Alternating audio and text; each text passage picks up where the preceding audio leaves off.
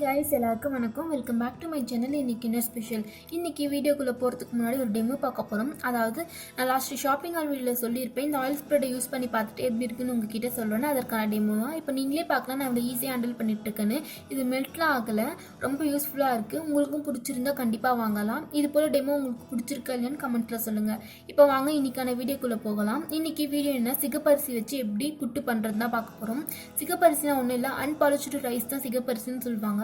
இதில் vitamin E அதிகமாக இருக்கிறதால நம்ம உடலுக்கு ரொம்ப ரொம்ப நல்லது. இதற்கு தேவையான பொருட்கள்னு பார்த்தீங்கன்னா, அரிசியை ஊற வச்சு காய வச்சு எடுத்து வச்சுக்கோங்க. கொஞ்சமாய் தேங்காய், அவ்வளோதான். நான் இன்னைக்கு பார்த்தீங்கன்னா இந்த கப்பில் தான் அரிசி எடுத்திருக்கேன். உங்களுக்கு எவ்வளோ தேவையோ அவ்வளோ எடுத்துக்கோங்க. அரிசி காஞ்ச பிறகு நீங்கள் மிஷினில் கூட கொடுத்து அரைச்சிக்கலாம். நான் இன்னைக்கு வீட்டில் அரைச்சிக்க போகிறேன். அப்படிங்கிறதால கொஞ்சம் கொஞ்சமாக சேர்த்து மிக்ஸி ஜாரில் அரைச்சி எடுத்து வச்சுக்கலாம். மாவு அரைச்ச பிறகு கண்டிப்பாக ஜலிக்கணும், ஏன்னா அதில் நிறைய திப்பி இருக்கும். நீங்கள் அப்படியே செஞ்சிங்கன்னா டேஸ்ட் இல்லாத போல் இருக்கும். அதனால் கண்டிப்பாக ஜலிச்சுட்டு செய்யுங்க. சிகப்பரிசியில் பார்த்தீங்கன்னா புற்றுநோய் வராமல் தடுக்கிற சக்தி அதிகமாக இருக்கிறதா சொல்கிறாங்க. உங்களால் முடிஞ்ச அளவுக்கு மாதத்தில் ஒரு டைம் 2 டைம் புட்டு மாதிரி இல்லை சாப்பாடவோ செஞ்சு சாப்பிடுங்க ஃப்ரெண்ட்ஸ். கண்டிப்பாக நம்ம உடலுக்கு ரொம்ப ரொம்ப நல்லது. இப்போ நம்ம ஜலிச்சுக்கலாம். ஜலிச்சுட்டு எப்படி இருக்குன்னு காட்டுறேன்.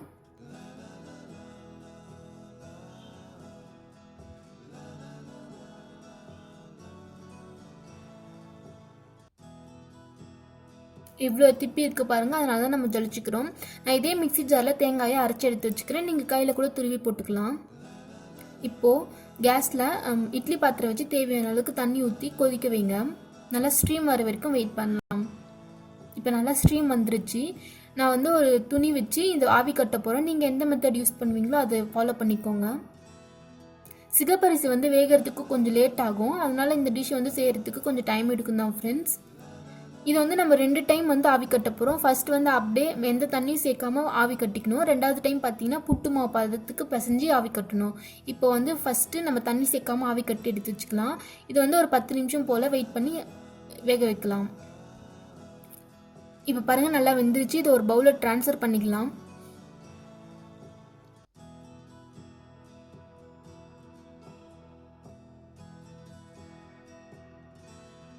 நல்லா கரண்டி வச்சு கட்டிலாம் இல்லாமல் நல்லா உதிரியாக நல்லா பிசைஞ்சு கிளறி விட்டுக்கோங்க. இப்போ கொஞ்சமாக தண்ணி எடுத்து தேவையான அளவுக்கு உப்பு சேர்த்து நல்லா கரைச்சிக்கோங்க. அந்த தண்ணியை நம்ம இந்த புட்டு மாவு பிசைறதுக்கு யூஸ் பண்ணிக்கலாம். நீங்கள் அப்படியே உப்பு சேர்த்தீங்கன்னா திட்டு ஆகிடும். அதுக்காக தான் இந்த மெத்தட் யூஸ் பண்ணுறது. நல்லா ஒரு புட்டு மாவு பதத்துக்கு இப்போ பிசைஞ்சு எடுத்து வச்சுக்கலாம். இப்போ மாவு ரெடி ஆகிடுச்சு பாருங்கள்.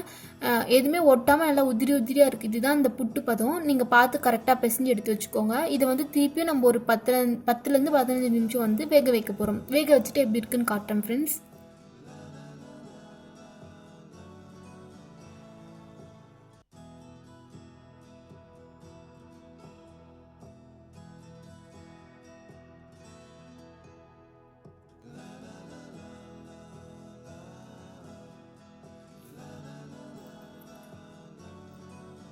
இப்போ நல்லா வெந்துருச்சு பாருங்கள். கலர் கூட சேஞ்ச் ஆகிருக்கு.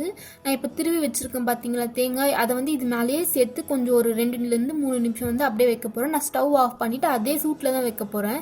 ஏன்னா தேங்காய் நல்லா ஸ்மூத்தாகிடும், கொஞ்சம் வெந்துடும், சாப்பிடும் போது ஈஸியாக இருக்கும் அப்படிங்கிறதுக்காக.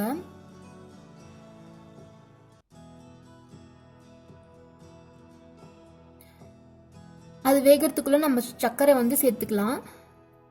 புட்டுலாம் செய்யும் போது பார்த்தீங்கன்னா நீங்கள் சர்க்கரையை சூடாக இருக்கும் போதே சேர்த்து நல்லா கலரிக்கோங்க. அப்போ தான் நல்லா சர்க்கரை அந்த சூட்லேயே மெல்ட் ஆகிட்டு கொஞ்சம் ஸ்வீட் நல்லா நல்ல ஃப்ளேவர் கொடுக்கும். இப்போது அந்த மாவை சேர்த்து நம்ம நல்லா கலரி விட்டுக்கலாம்.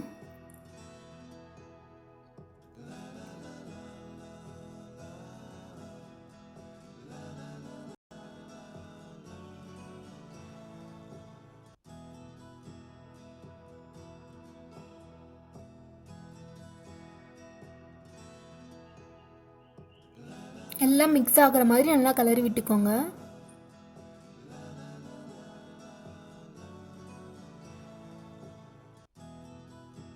அவ்வளோதான் ஃப்ரெண்ட்ஸ், ரெடி ஆகிடுச்சு.